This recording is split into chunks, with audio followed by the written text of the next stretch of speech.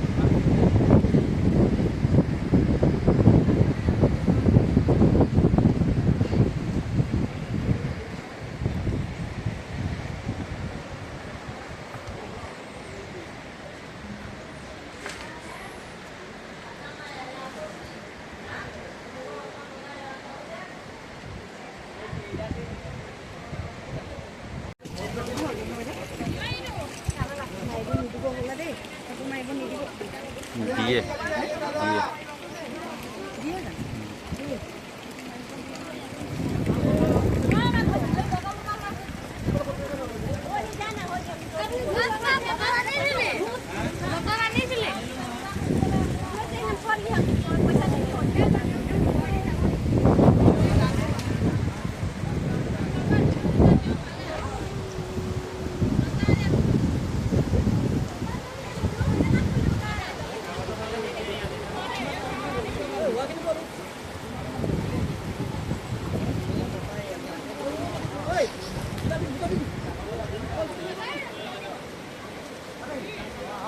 Hãy subscribe cho kênh Ghiền Mì Gõ để